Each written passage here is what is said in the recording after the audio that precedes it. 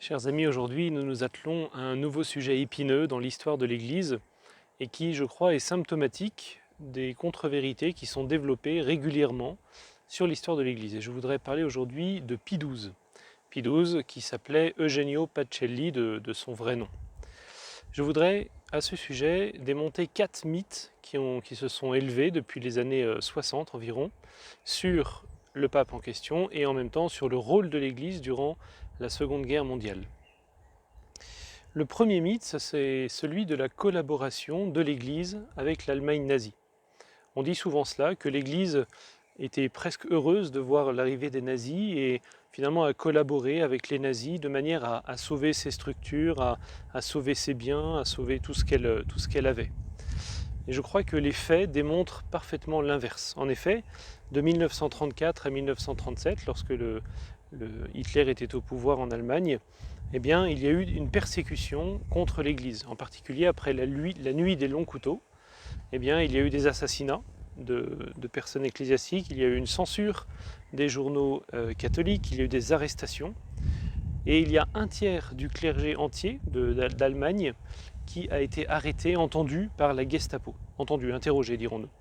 Donc ça montre le conflit qu'il y avait entre l'Église d'Allemagne, en l'occurrence, et le régime nazi. Ensuite, on fait beaucoup de cas sur le concordat. En effet, l'Église a signé un concordat, c'est-à-dire un traité avec l'Allemagne, donc avec Hitler de fait, et les détracteurs de l'Église utilisent beaucoup le concordat pour dire, vous voyez, s'il y a un concordat, ça veut dire qu'il y a une concorde. Sauf que c'est joué sur les mots simplement, parce que le concordat n'a quasiment jamais été respecté par Hitler, et l'Église a très vite dénoncé, finalement de manière pas forcément officielle, mais en tout cas de manière tacite, ce concordat. En effet, dire que l'Église était de connivence avec l'Allemagne à cette époque-là, et c'est faux, parce que le concordat était prévu bien avant l'arrivée d'Hitler au pouvoir. En fait, c'est un concordat qui a été signé avec l'Allemagne, on pourrait dire, et non pas avec Hitler. Ce concordat devait être signé avec la République de Weimar, et ça ne s'est pas fait pour des raisons de travail tout simplement. Le deuxième mythe, c'est la non-dénonciation du nazisme. Dire que l'Église, en fait, n'a pas dénoncé le nazisme. Et pour cela, il y a 3 personnes fondamentales en Allemagne, des évêques et même des archevêques, qui ont dénoncé le nazisme à tort et à contre-courant, je veux dire, pardon. Il s'agit de Monseigneur von Persing, j'espère que je le prononce bien, je ne sais pas. Monseigneur von Galen, qui est bien connu, l'évêque de Munich, et Monseigneur Faulhaber, qui était surnommé par les nazis le cardinal juif tant il protégeait les juifs. Ces 3 personnages fondamentaux, enfin très importants, de l'Église d'Allemagne ont élevé la voix, ont beaucoup critiqué le régime nazi, ont failli être arrêtés d'ailleurs par les nazis à cette époque-là. Et ils ont travaillé avec Eugenio Pacelli, qui deviendra Pie XII, pour l'encyclique qui s'appelle Mitbreinender Sorge. Je ne suis pas très fort en prononciation de l'allemand. Mais c'est une encyclique qui est sortie et qui a condamné en gros, qui a condamné le nazisme. Il y a une encyclique qui a condamné le communisme et une encyclique qui a condamné le nazisme, en critiquant en particulier le racisme, en critiquant le culte du chef, en critiquant le paganisme et en critiquant plein d'autres aspects qui étaient présents dans le régime nazi. Cette dénonciation a été tellement mal perçue par le régime nazi qu'il s'est tout de suite senti visé, qu'il y a eu de nombreuses répercussions après coup dans la société allemande. Ce qui fait que le pape, et c'est le troisième mythe que j'aimerais dénoncer, on dit du pape que c'était le pape des nazis, c'est un terme quand même terrible. Le pape a cessé de parler, a cessé de dire les choses ouvertement parce qu'il se rendait compte qu'à partir du moment où il parlait, il mettait en danger les personnes mêmes. Et j'aimerais vous lire un passage du livre sur lequel je m'appuie. Après bien des alarmes, c'est Pie XII qui parle, après bien des alarmes et des prières, j'ai jugé qu'une protestation de ma part, non seulement n'aurait bénéficié à personne, mais aurait provoqué les réactions les plus féroces contre les Juifs et multiplié les actes de cruauté.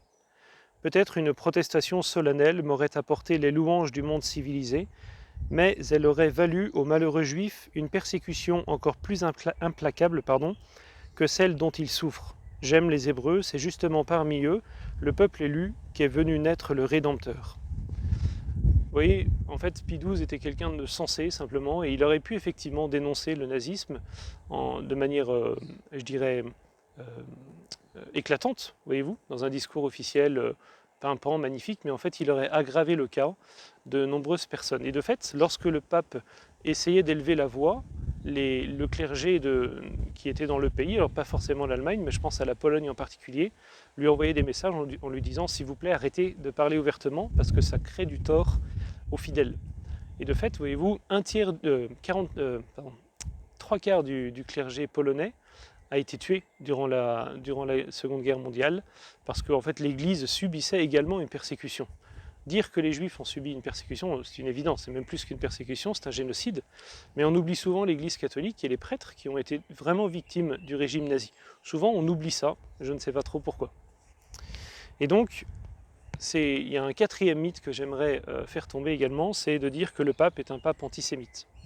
On vient d'entendre cette déclaration de Pie XII qui dit qu'il aime les Hébreux parce que c'est du peuple des Hébreux que le Christ est né. Et j'aimerais vous lire un autre passage également de ce livre qui parle des Juifs eux-mêmes, remerciant l'Église catholique, remerciant l'action de l'Église.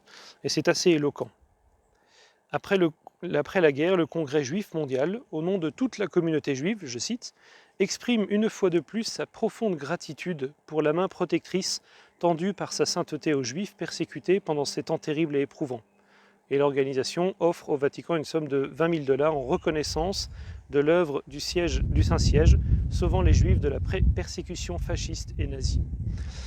Dans ce livre, j'avais déjà lu un peu le livre dont je fais le résumé, et j'ai été très marqué par la mauvaise foi des détracteurs de l'Église. Autant sur les affaires qui, comme ce qu'on a vu au début de semaine, la croisade, l'Inquisition, les guerres de religion, c'est peut-être plus compliqué parce que c'est une époque qui est plus loin, donc qui est plus difficile à défendre. Autant sur le pape Pie XII, moi personnellement, ça m'a révolté de voir autant de mensonges. Je le dis franchement, ce sont des mensonges qui sont dits contre l'Église, contre le pape en particulier. Et malheureusement, on peut voir dans de nombreux cas dans l'histoire de l'Église des mensonges, des amalgames, des choses qui sont fausses, qui sont factuellement fausses, mais à partir du moment où elles sont dites, elles entraînent malheureusement une mauvaise compréhension de beaucoup de passages de l'histoire de l'Église. Voilà, c'est ainsi que nous finissons notre semaine sur l'histoire de l'Église. J'aurais pu faire plein d'autres passages de l'Église. Bien sûr qu'à certains passages de l'histoire de l'Église, il y a eu des choses qui n'étaient pas belles. L'Église est composée d'hommes pécheurs, comme vous et moi. Et donc, il y a des choses qui n'étaient pas belles. Mais de dire que l'Église fait systématiquement tout pour préserver son intérêt, c'est bien, c'est parfaitement faux. Le but de l'Église, c'est de sauver les âmes, et elle fera tout ce qu'elle peut pour le faire.